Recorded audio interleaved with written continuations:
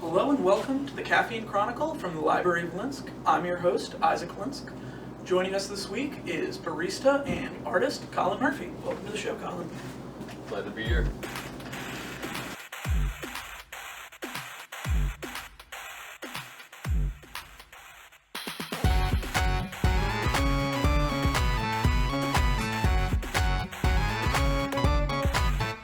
Alright, so today on the show we're sipping on a little bit of French press yerba mate paired with this blood orange lime syrup I made the other day. Ready to get right into it, Colin? Heck yeah. Alright, cheers, brother. Cheers.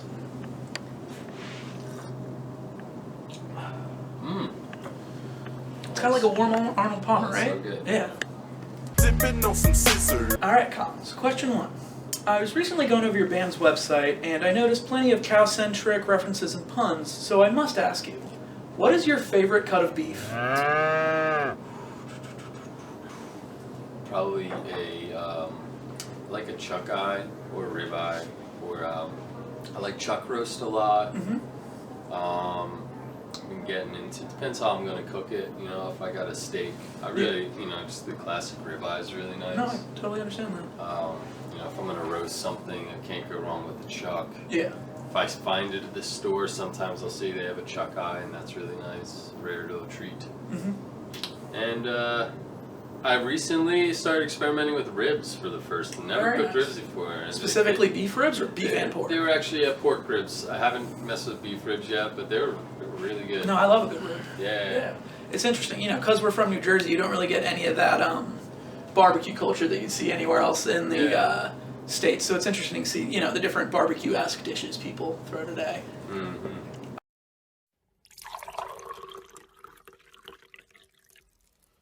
You're a very experienced barista.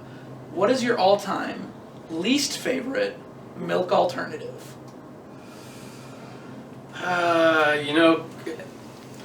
Consumption-wise, Yeah. oat milk is like the devil. Is That it stuff really? is disgusting. Yeah, it's like it's almost as bad as the McDonald's French fries when you look at like the fat content and the sugar. It's just like so much like just vegetable oil in there. I know so it's very much having a processed. moment in greater So culture processed. right But in terms of working with, I despise coconut milk. For Really? I could give you a list of reasons. Mainly when you steam it, it screeches like a banshee, and it actually hurts my ears. That's it's interesting. horrible. It's horrible. It doesn't make art. Yeah. Like, there's no. Like you can't do a latte design or anything with it. It is so difficult. It's just like the way it's fatty. It just kind of like makes everything push away, and like the fat comes. There might be some kind of coconut milk alternative out there that's like barista specific, because that's been something that's getting more popular. I'm going to Coffee Fest in New York City in a week. Very A week cool. from today, I'll be up in New York City. That's awesome. I might discover something new up there. Yeah, there for might sure. be some kind of cutting edge, but for now, a lot of the coconut milk that I've worked with tastes pretty nice. It's just to work with, it's a terrible. pain in the butt. Yeah. Major pain in the I don't know. I kind of hate coconut personally, so it's like I'm glad to know that's the bad one. Thick too, Yeah. and just like a large coconut milk latte. I don't know. My issue with the majority of all milk alternatives is like, I think because I drank so much milk as a kid, especially like whole milk, when I was like a teenager, early adult, and someone was like, "Hey, try this soy milk or something," and then I drank it, and it didn't have the same mouthfeel as regular milk, but it definitely was trying to have that like flavor profile. Yeah. So very much like I almost spit it out immediately just because like my mouth had a terrible reaction to fucking soy milk. Yeah, it's like it almost stings in its own way. My mom always bought skim milk, so even that I never even liked milk, and I used to be like kind of I sort of had that vegan ideology that milk was disgusting. Like, how could you ever drink milk? Now I love it. I love milk, especially raw milk. Working with raw milk's a lot of fun. Yeah, I was really fortunate. When I was up in Vermont the past fall, my one host, his wife, would bring raw milk over from like just the next farm down on the mile or whatever. That's so awesome. Yeah, and so every morning with my coffee, I'd put a little bit of that in there and some maple syrup.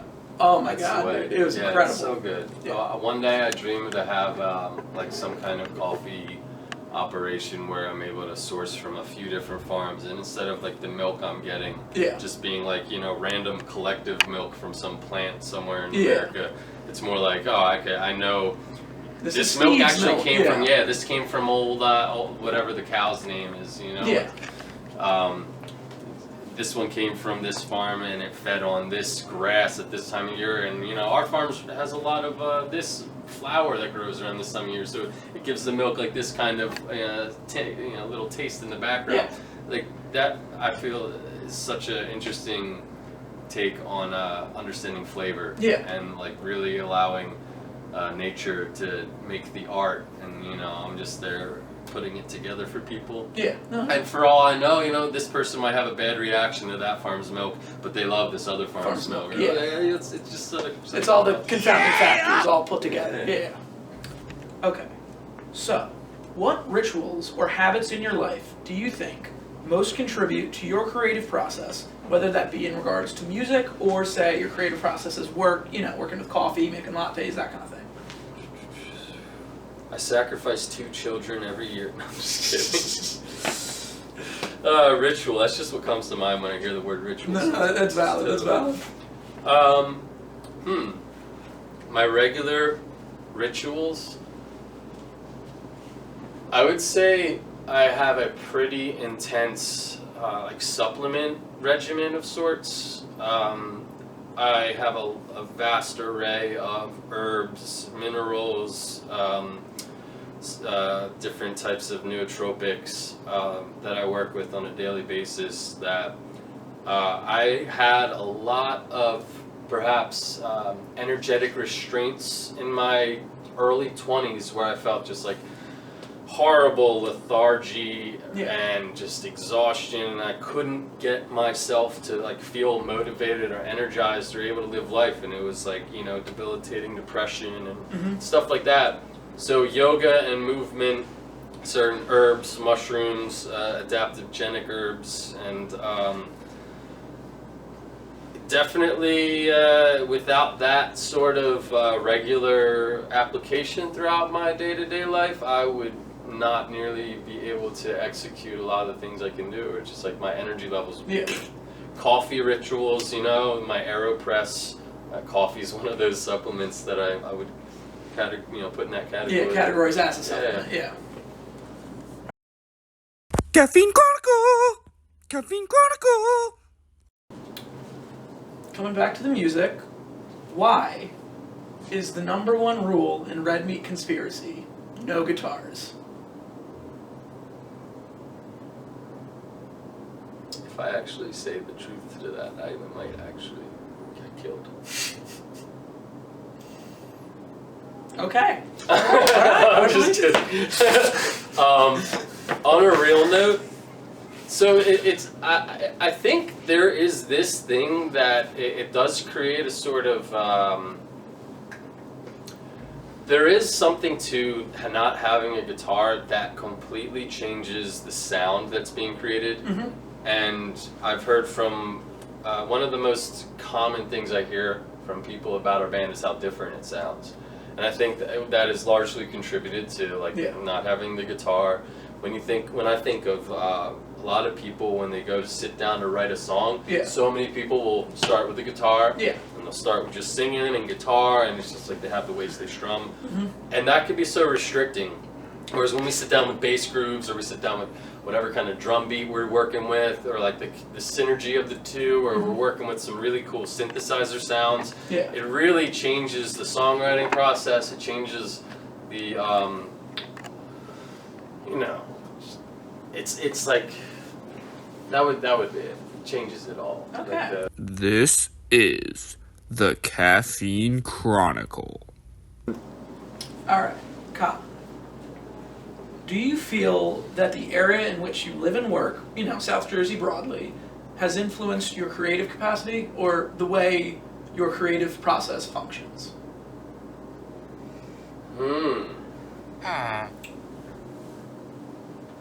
Definitely. I can clearly see a lot of the influence, like different ways my surroundings influenced my life, and then how that influenced my creative process. But I think largely I would have to contribute a lot of the inspiration that I've received for my creative process. I would absolutely contribute that to the local music scene, for the local festival scene. The local South Jersey festival music scene has been the largest influence in my musical endeavors, and just like cultivation of myself as a person. Between like Beard Fest, a lot of the festivals at Paradise Lakes that have gone on, a lot of the shows in Philly, a lot of the, you know, outside, like the fire spinning culture, and then just like growing down at the beach where it's sort of away from everything has sort of created a sense of like, it's still out there and I get a taste of it every now and then, but then there's still this place I get to withdraw in solitude, where it's like, there's always been something really quiet about the shore, you know, and in the sense of, I feel like the South Jersey Shore is a bit of a culture trap of sorts, you know. Definitely. Very, very in its way.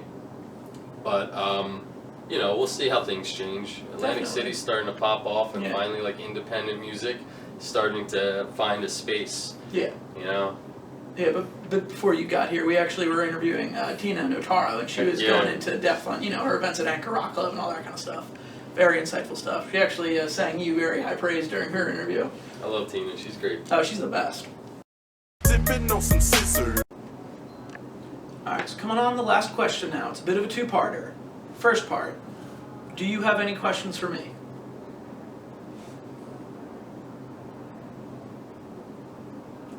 I probably would if I wasn't working all day. No, I understand. I completely understand. Like part of that dedication, part of that sacrifice, you know? Yeah. What you gotta say? What's your favorite coffee drink? My favorite coffee drink definitely has to come from doing a lot of work back with Mike at the Bakeria, because we had a close relationship with Little Saigon, the small Vietnamese restaurant there, and so every couple of mornings when Ma, the owner, and I think lead cook there, she could sense we were feeling a little down in the dumps. She would always just leave, without a word, 2 full-size Vietnamese coffees right on the little counter for us, and we, you know, gulp them down within 5 minutes. And yeah, I don't know. I think a good Vietnamese iced coffee will set me right any day of the week. Heck yeah. All right, so for part 2, it's a little bit of a surprise. Can you close your eyes for us for about a minute or 2? Yes.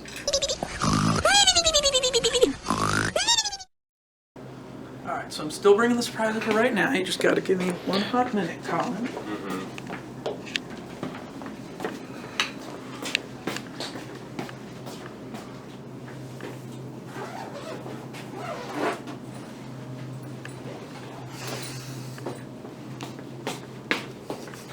Stop walking and turn around and show it to me.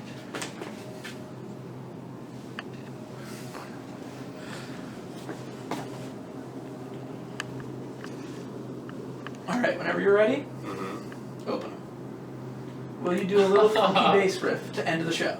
Oh, sure. I can give it a go. Of course. It's a nice looking bass. Thank you. It was like $100 on Craigslist. What? Yeah, I got lucky back in high school. Now. Ladies and gentlemen, this has been the Caffeine Chronicle. I'm IsaacLinsk, and I present to you Colin Murphy.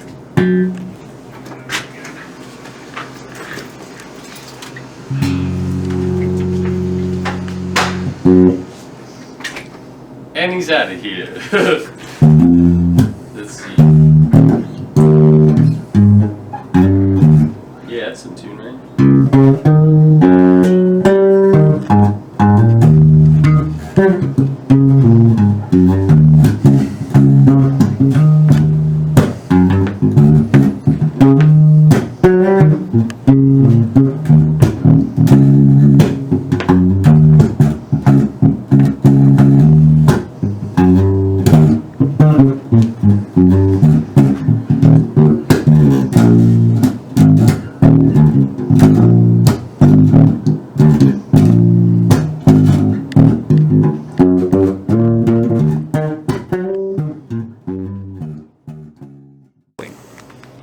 Alright everybody, so for our last interview of the day, we have a bit of a special treat. Our interview subject, Colin Murphy, is a very experienced barista, but I, as someone who's not a huge coffee drinker, wanted him to be surprised with a little treat. So I've got some loose leaf Yaki yerba mate tea right here that I'm going to brew in the French press and pair with this little blood orange lime syrup I made the other day for an interesting little warm Arnold Palmer action. Alright, so for the French press with the yerba mate, you just have to measure out about 1.5 teaspoons per cup that you're going to make. So since we have 3 little servings we're going to make today, I'm just going to put in about 4.5 teaspoons. I'm going to eyeball it because I've been doing it all week and I can trust myself. So first, fill up our little French press. Perfect. Shake that to settle it. Now we cover it with cold water so that way the grounds get infused. Alright, so we take our yerba mate, dry in the thing, get some cool water. Oh, please don't. Cover it just gently, just so the grounds can absorb a little water. Let that absorb for about 30 seconds.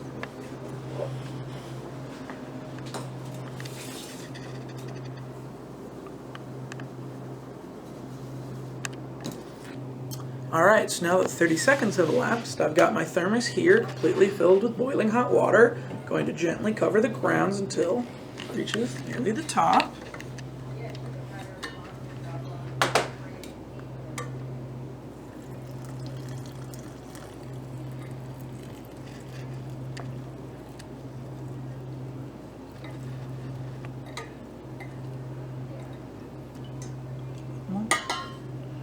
Really ideal just to make sure you get all the grounds nice and wet. So now that our French press is nice and filled up, put the top on it, press it down, and we're going to give it a good 6 to 7 minutes to steep while Colin gets here.